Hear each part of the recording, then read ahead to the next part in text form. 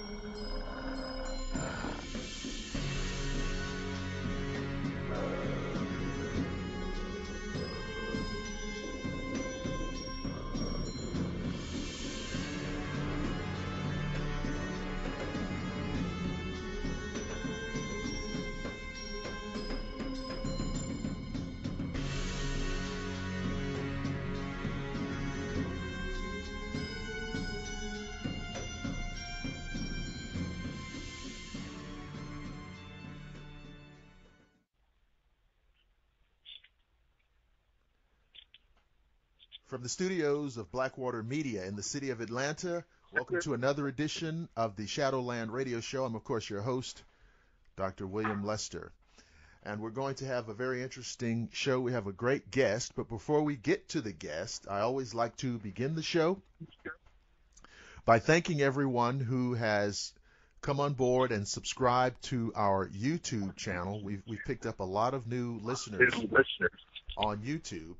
And if you go to YouTube and you just type our name in, Shadowland Radio Show, the page will come up and you can scroll down and see all of the archived episodes and just check us out there. Now, the numbers are really growing, so I'm really happy about that. Now, you can also hear the show on Google+. You can hear it on Facebook. We have a dedicated Facebook page. If you're on Facebook, again, just type in Shadowland Radio Show in the search engine, and you're right there. And, of course, we have a website now that is shadowlandradioshow.com. And you can go there. I think right now we have, 24 episodes that are archived. And you can just scroll down, and I think they're archived from the earliest to the most recent. So at the top of the page is like episode number 1, and it just advances as you go down. Now, also, we have recently included or opened up a store on the Shadowland Radio Show website. So when you go up there and you want to listen to episodes, just click on the episode tab. But also when you finish that, or while you're listening, click on the store tab, and we've got the t-shirt. It's the official Shadowland Radio Show Creature t-shirt. It's really cool. Just check it out. We also have the official coffee mug. It's got the show logo, and it's got the gray alien on the coffee mug. Now on the t-shirt, it is the gray alien.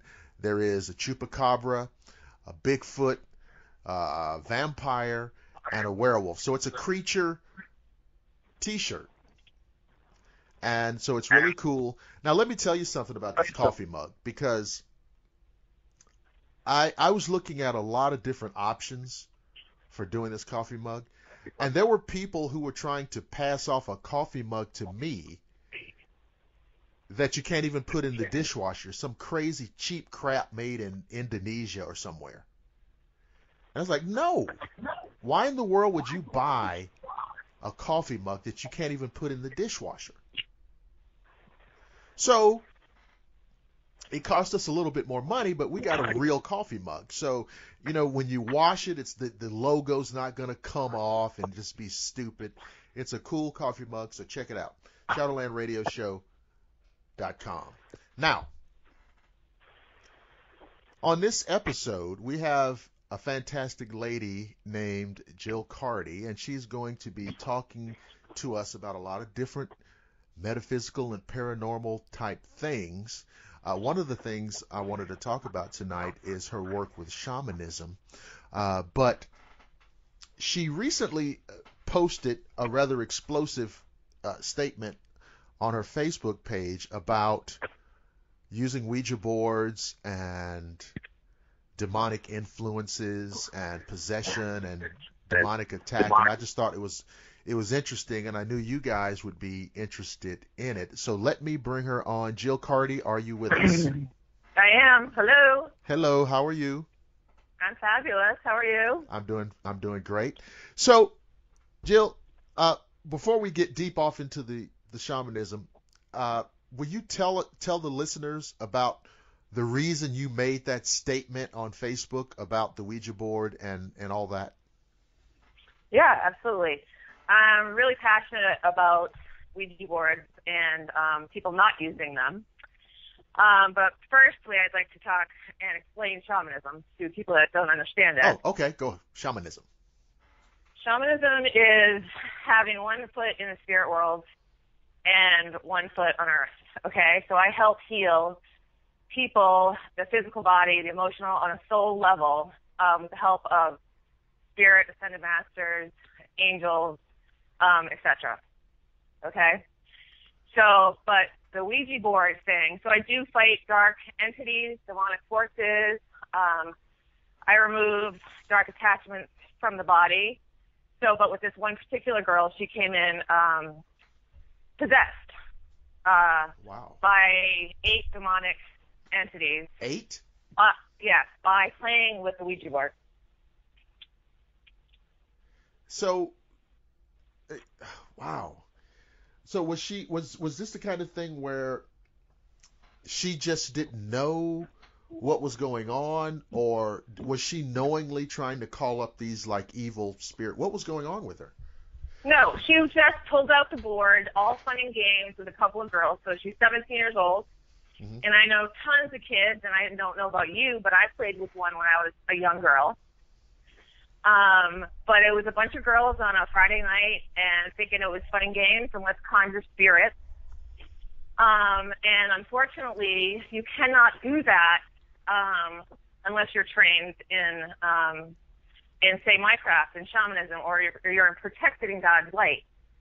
So it's it's global. This is happening to people all over the world, that they're playing with Ouija boards and bad demonic stuff is coming through. Because when you conjure spirits, unfortunately, and you're not protected and you're playing around, dark stuff comes through, bam, so fast. But once through, it's a bitch to get off. So, and you have to go to a shaman to have it removed. And I know a lot of shamans, by the way, too, and I honor them all, but a lot of them won't even go in that direction. Oh. And like myself, when I was training, I'm Peruvian shaman, so that's my lineage, is when I was being trained for shamanism, at the very end, I was asked, my whole class, would you like to learn how to do exorcisms and all this, really dark stuff? And I said, along with everyone, hell no. Right. At the time, but, haha, here I sit. So I had to, I say graduate. So I worked and did awesome soul retrieval and past life regressions and shamanic Reiki for years, until I was really prepared to take on the extreme darkness of, say, a possession. Huh. So, why would you, and now, I kind of intellectually, I know the answer to this, but I'm just going to kind of put it out rhetorically. So everybody in your class was asked, do you want to learn how to do this? But don't you think that, and of course everybody was like, no, but how could your training be complete without you guys learning how to cope with these things? Well, we were taught how to remove darkness, and darkness comes in so many forms. So if I have a client that comes into my sacred space and they get on my Reiki table, I got to tell you, almost every single person has some form of darkness on them. So darkness being fear, panic, anxiety, that's small stuff. That's self stuff. Yeah. Okay? But then dark demonic stuff also can be small. So the thing is because we are light-filled beings, all right, what I know to be true is that there's it's light versus dark, so it's a battle, and that's what I've been shown. And unprotected, I compare it to nighttime, a moth to a light, okay? So if you are unprotected, you not surround yourself and do light work protection, darkness can spot you. So say I myself am very light-filled, like a beacon, because I do so much healing work and protection work. Mm-hmm. But if I was to be unprotected, the dark could see me like a light laser beam. So people unprotected have dark stuff attached to them all the time. And a lot of the times, schizophrenia, nervous breakdowns, people that, the guy down the street who falls apart, people are like, what happened to him? I'm not saying it's every single time, but a lot of times it's because they have a dark attachment attached to them, and it makes you think crazy thoughts like a possession. Mm-hmm. That's an extreme case. That's an extreme case. But that's how it goes. So the young girl that came to me had an extreme case and a lot of dark entities to remove. I know that sometimes when I ask this question, people mistakenly assume that I'm asking whether or not people are responsible for their own actions. Of course they are. However, are these dark spirits, are these demonic spirits capable of making a person do something that they would not do if they were not being influenced? Absolutely. Hell yes. Okay. And this is the thing too, and I'm super passionate about this, is yes, you transform. You are not the person that you were born to be. And even with me removing the darkness and getting the stuff off, you still will never be the same. You can come out on the other side, and your life will be forever changed. Right.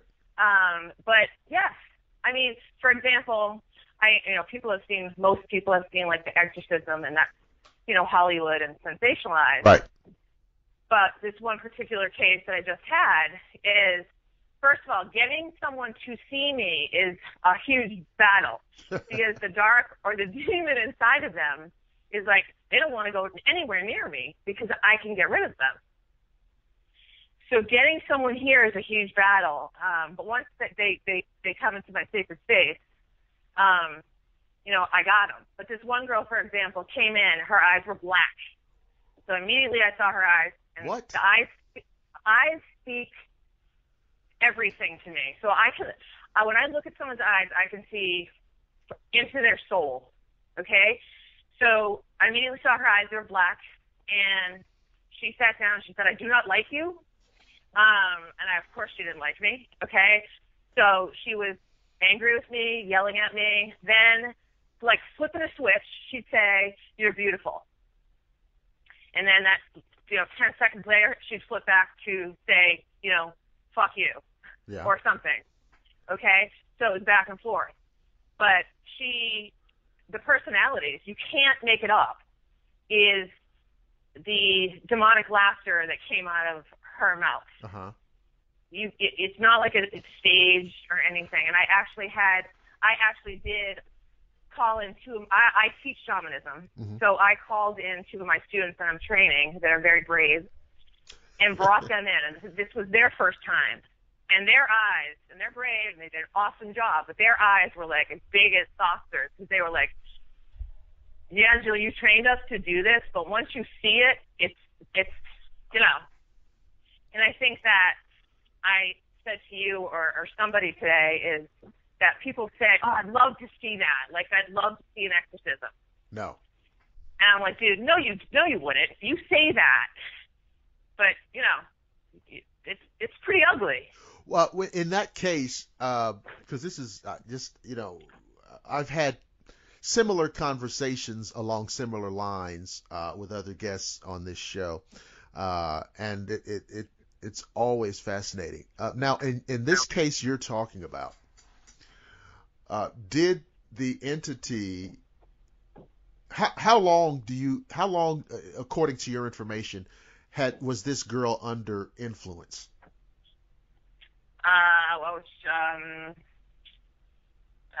Probably 2 years. 2 years, okay. So she was pretty far down the road then. She was in trouble. Yeah. And now when you had her in your session, was the entity influencing the room or the environment? Because I know sometimes there are physical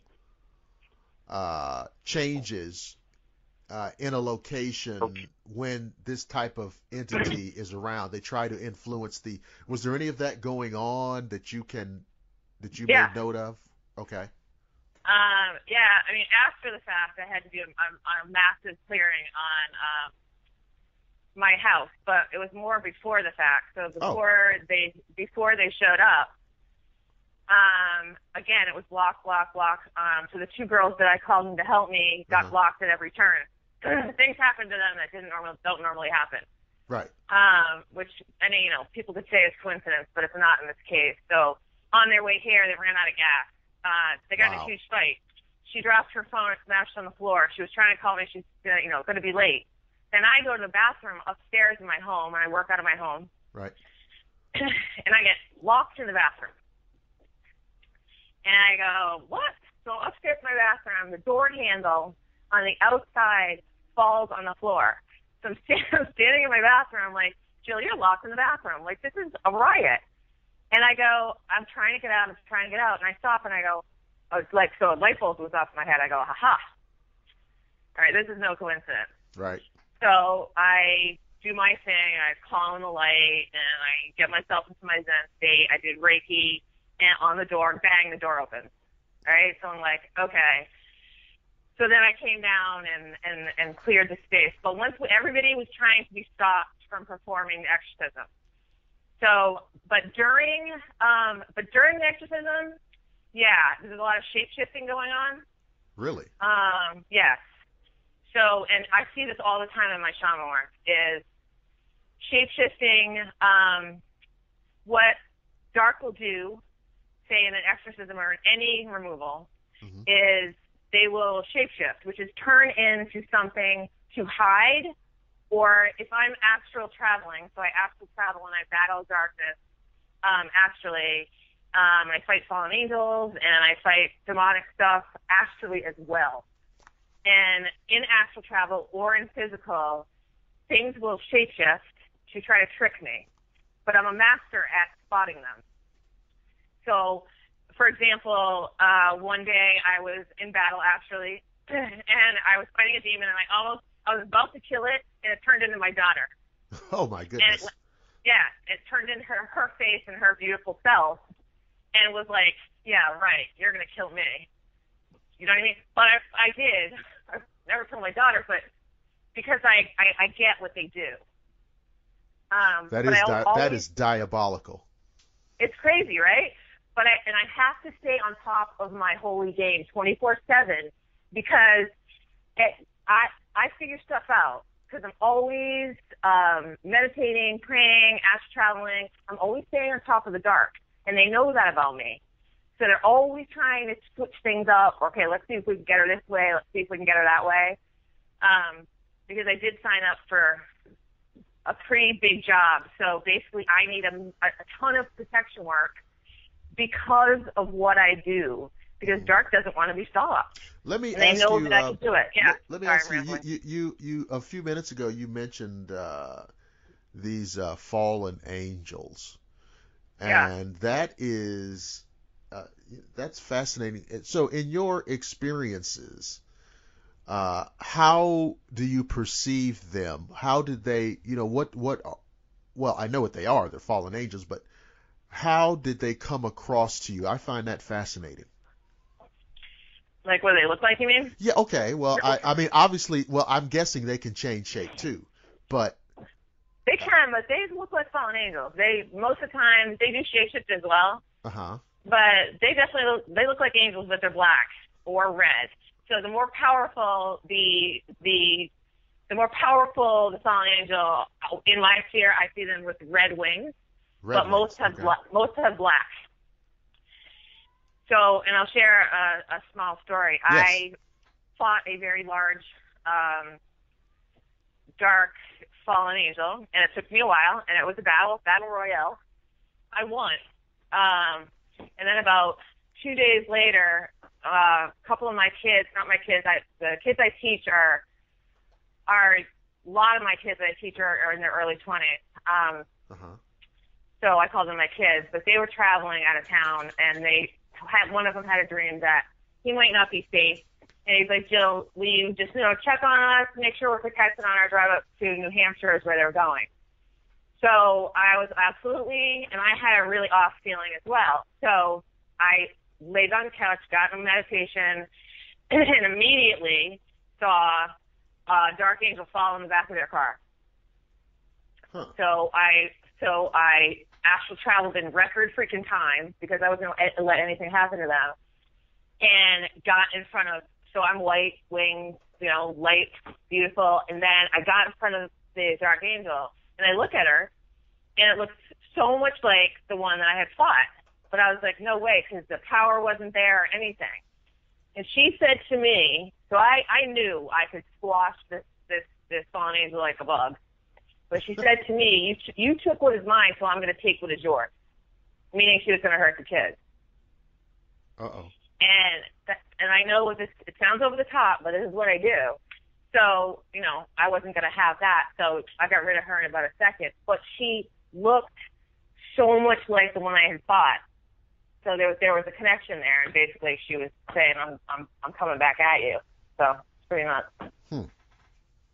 Right? So yeah, it's fascinating that you have these confrontational encounters with these type of beings. So take us back to the beginning for you and how you came into all of this. How did this start for you? I have always been a good person. I've made mistakes. I had a average childhood, no connection, or wasn't aware of any connection. I couldn't talk to dead people and angels and all that. But I was always kind and compassionate. But I was always lost. I was walking around and I felt like I was in a lost land. Nothing felt right to me. And as a young adult, I searched. I moved like a gypsy. I went from job to job. I just couldn't figure out what the hell I was doing here. Mm-hmm. So one day, I sold food for 10 years, wholesale. And one day I was at my job, and something in my soul, I pushed my chair back from my computer, and I said, "What the F am I doing here? I did not come to Earth to sell food." So I started to write to God. And I wrote to God like a young girl would write her diary. And I wrote, "Dear God, I think I'm supposed to be a healer." And after, the first time I wrote that, by the way, after I wrote it, I go, where did that come from? And it came from my soul. But I kept writing. Did I believe in God at the time? I thought I did, but not as I do now. Right. But I have to tell you, from the bottom of my heart, the minute I started asking God, angels, spirit, to show me, bam, doors started opening, teachers started presenting themselves to me, and I was presented with I went to a Reiki session with a healer that, I don't want to speak badly of anyone ever, but she didn't do a fabulous job. She wasn't protected, and a bunch of stuff came through Well that was done. scary. Well done. Thank you, sir. But she scared the crap out of me one day, and she said I had darkness attached to me, and then all this craziness, and I'm like, me? No way, thinking that. So, but I was scared. So I swear, this is God's honest truth. I didn't sleep the whole night after I saw her, and I was like, what do? I don't know what to do. So I went to work the next day and I Googled the word shaman, and no word of a lie, never heard of one in my life. There was 2 at that time, I believe, in Rhode Island. So where I live, Rhode Island. I picked one, 50-50. And it was my teacher. So I made an appointment with her. I walked into her house, and she said, Spirit said they were sending me a student to work with me. And she was like, it's so nice to see you again, which meaning we had worked together in past lives. But from then on, I trained extensively with her and the Peruvian shamans, and that's where it began. And it's been quite a journey. So, obviously you did the work with the girl who was under demonic influences. Was that your first situation like that, or have there been others? Only 2. Okay.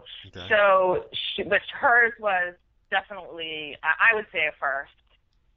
I have done a lot of the astral stuff like I was talking about. And I do know that with me, like I said, graduating, I started out doing some of the easier, lighter stuff, is that the higher I rise my vibe, my energy, the more work I do, the more they put on my plate, more God took on my plate. So it started back probably only 3 years ago when I started, like, dark people started coming in, and I would sit and go, like, what's this all about? So God does not give you more than you can handle.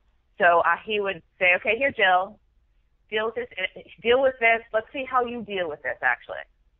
And the more I graduated and showed Spirit, God, that I could handle it, the more they gave me. So at this point, they're saying basically you're now ready to tackle the darkest of the dark, which is exorcism.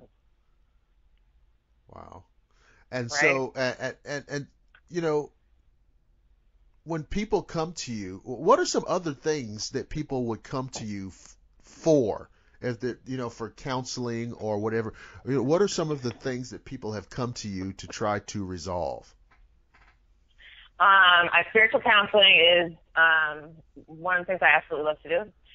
And I call myself a Super Bowl coach because I'm really passionate and I have really high energy and I get really excited. But I really, really, truly, from the bottom of my heart, love people and I want the best for them. So I tell everyone that you are your own worst enemy.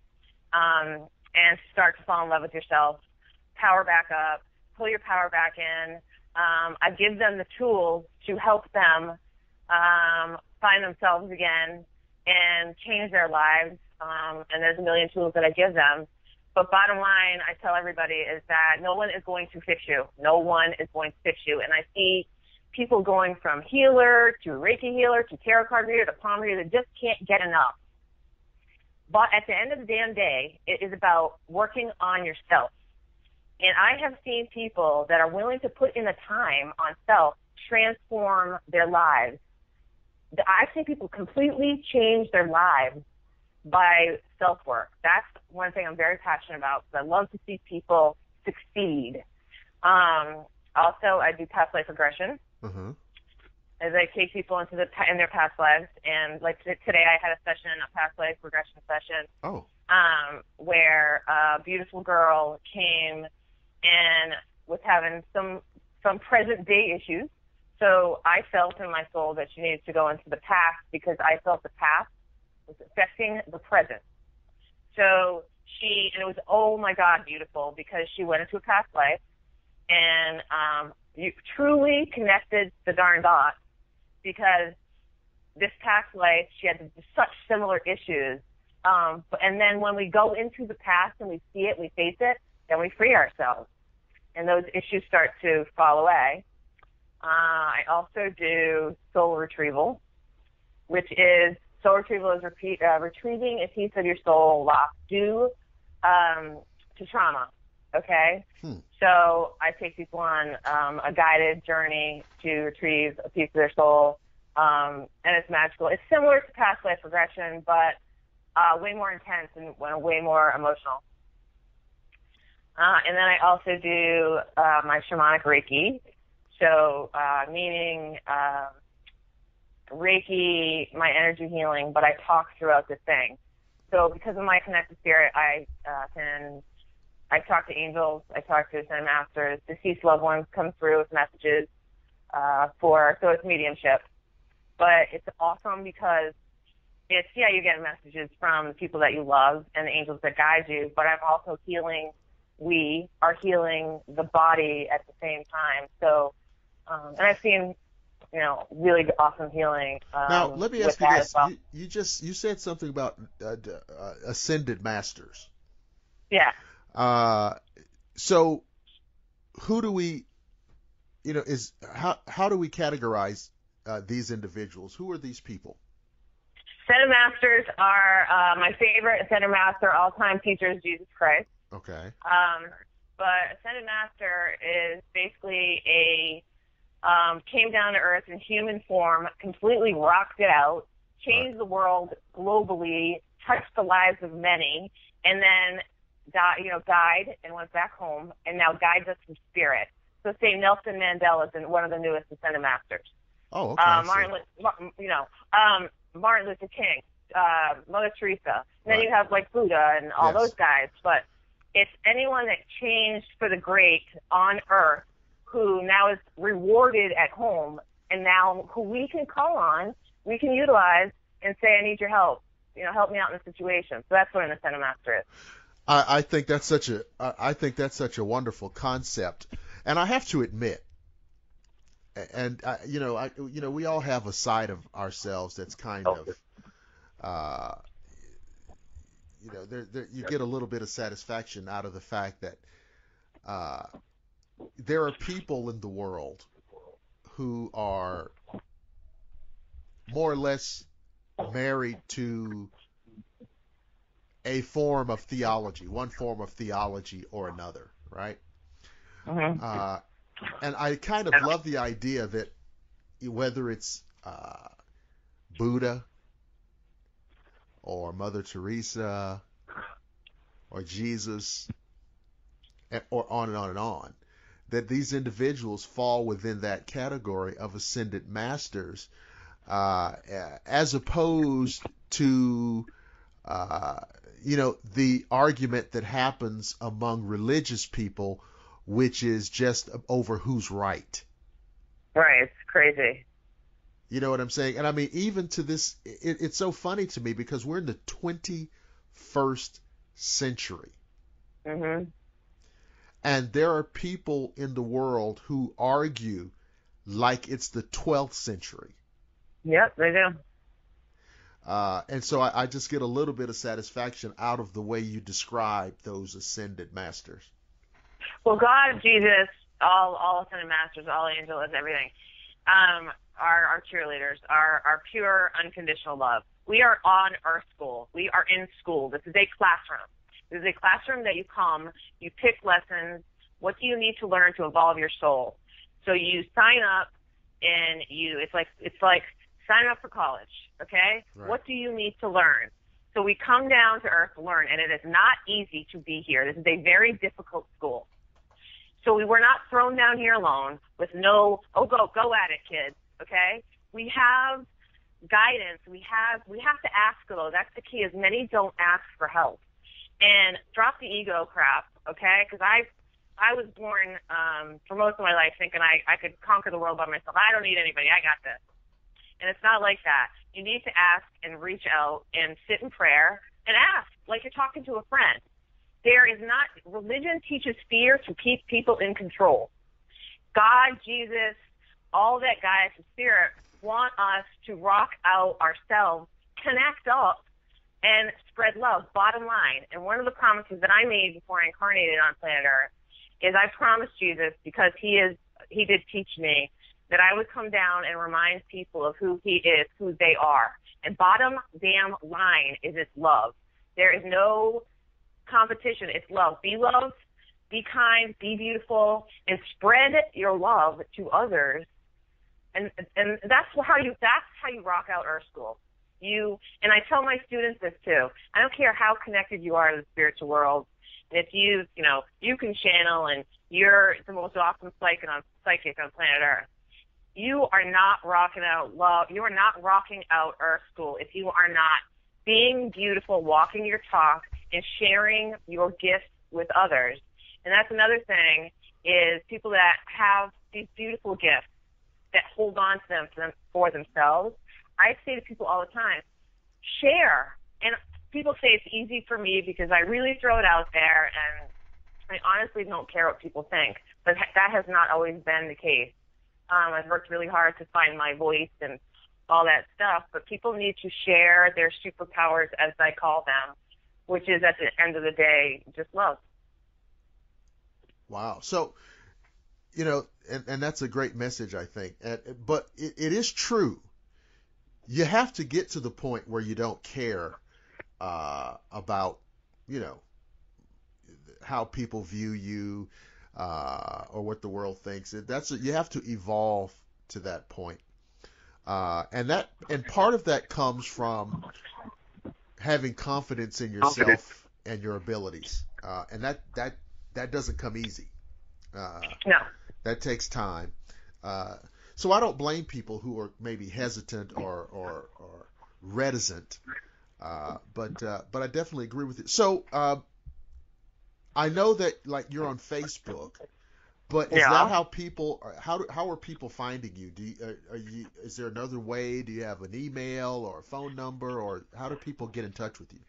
Well, yeah, I have a pretty large following on Facebook. So you can find me on Facebook at Jill Carty, my name, or I also have a WordPress off of Facebook, which is Awake Newport, and then I have a website in the works, and it's probably, I pray, going to be done within two weeks probably, and that's going to be Awake Newport as well. Okay, so then that actually works, because by the time this show airs, it'll be more than 2 weeks from now. So by the time the listeners are hearing this show, your new site will be up. Yes. And they can definitely now when they go to the new site now, what are they going to be able to, are they going to be able to find out about you? Are they going to be able to see what you have to offer, maybe have a session, or is that the deal? Yes, it is the deal. So they can book a session with me. I can counsel over the phone. There's going to be a ton of stuff offered on the new website. Okay.